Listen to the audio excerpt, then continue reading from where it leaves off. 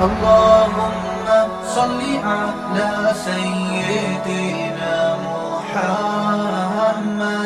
يا رب صل وسلم دائما أبدا على حبيبي.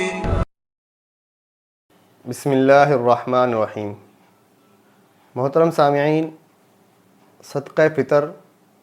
واجب ہونے کے بنیادی طور پر علماء اکرام نے 3 مقاصد لکھے ہیں، جن کا حدیث مبارکہ سے بھی ثبوت ملتا ہے. نمبر 1 کہ صدقہ فطر ہم اس لیے دیتے ہیں کہ رمضان المبارک اللہ تبارک و تعالیٰ نے جو ہمیں رمضان المبارک کا مہینہ عطا کیا، اس میں ہماری نمازیں، ہمارا روزہ، ہمارے عبادات پائے تکمیل تک پہنچیں، تو اس میں شکرانے کے طور پر ہم صدقہ فطر ادا کرتے ہیں. نمبر 2 اس میں لکھا ہے کہ صدقہ فطر اس لیے دیا جاتا ہے کہ رمضان المبارک میں ہماری عبادات کے اندر، روزوں میں، نمازوں میں، تلاوت میں کوئی کمی کوتاہی، کمی پیشی رہ گئی ہو، کوئی ہم سے کوئی گناہ صادر ہو گیا ہو، کوئی غلطی ایسی ہو گئی ہو جس کی وجہ سے ہماری عبادات میں کمی آئی ہو، یا ہماری کوئی غفلت کی وجہ سے اس میں کمی آئی ہو، تو اس کا کفارہ ادا ہو جائے. نمبر 3 اس کے دینے کا مقصد یہ ہے کہ مساکین جو ہیں، غربا جو ہیں، ان کے دلجوئی ہو، اور ان کے لیے جو ہے نا، جس طرح تمام حضرات جو صاحب حیثیت ہیں وہ نعمتوں سے لطف اندوز ہوتے ہیں عید والے دن، اچھے کپڑے پہننا یا اچھے کھانے کھانا، اس طرح یہ غربا اور مساکین ہیں، ان کی بھی مدد ہو اور وہ بھی ان چیزوں سے فیضیاب ہو سکیں. تو یہ ان کے بنیادی طور پر 3 مقاصد ہیں. اب نمبر 2 کہ صدقہ فطر جو ہے کب اور کن کن لوگوں پر واجب ہے. تو یاد رکھیں کہ صدقہ فطر جو ہے یہ عید والے دن فجر کا وقت داخل ہوتے ہی، صبح صادق داخل ہوتے ہی، یعنی کہ جو سحری کا وقت ہے وہ ختم ہوا اور فجر کا وقت جیسے داخل ہوا، داخل ہوتے ہی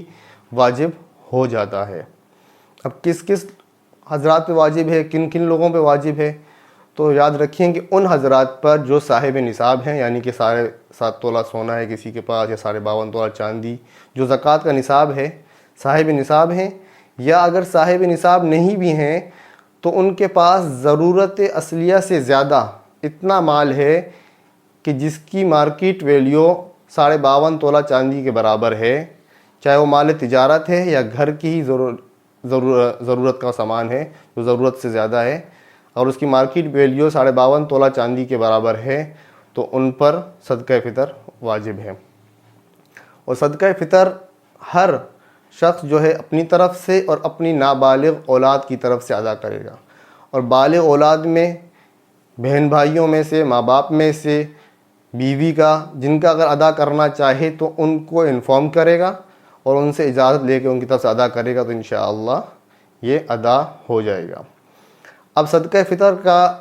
کی مقدار کیا ہے اور کن کن چیزوں کا لحاظ رکھا جاتا ہے. تو صدقہ فطر میں یاد رکھیں کہ ابتداً گندم تقریباً 2.25 کلو ہو، احتیاطاً 2 کلو، جو، کھجور، کشمش 3.5 کلو جو ذکر کیا گیا ہے، اور احتیاطاً اس میں آپ 4.25 کلو کا حساب لگا لیں. تو اتنی مقدار دینا واجب ہے. اگر کوئی گندم میں دے رہا ہے تو آج کل جو مارکیٹ ریٹ چل رہا ہے گندم کا 2 کلو کے حساب سے، تو 2021 میں کراچی کے حساب سے اور پاکستان کے حساب سے 140 روپیز، 140 روپے طے کیا گیا ہے علماء کرام کی طرف سے. اور جو کے حساب سے 420 روپے طے کیا گیا ہے. اور اسی طرح سے کشمش کے حساب سے، اگر کشمش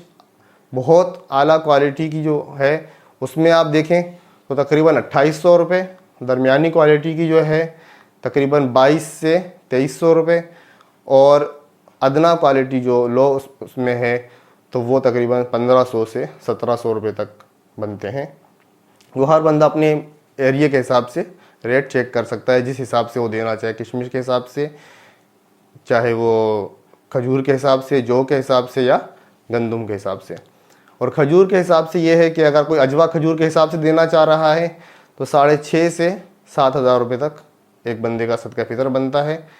اور دوسری اعلیٰ کوالٹی کھجور کے حساب سے دینا چاہے تو 1,000 سے 1,100 روپے، درمیانی 850 سے 900 روپے، اور اگر ادنا اس میں آپ دیکھیں تو تقریباً 600-700 روپے یہ کھجور کے حساب سے صدقہ فطر ایک بندے کا بنتا ہے۔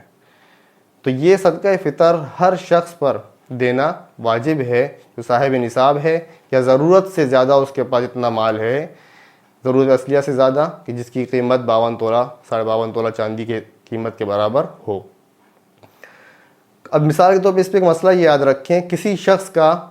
صبح صادق ہونے سے پہلے، فجر کا وقت داخل ہونے سے پہلے عید والے دن انتقال ہو جاتا ہے،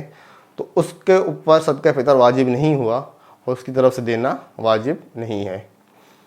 اور دوسرا مسئلہ، کوئی شخص، کوئی بچہ نیا صبح صادق کا وقت داخل ہونے سے چند منٹ پہلے، داخل ہونے سے یا اس سے متصل بالکل پیدا ہوا،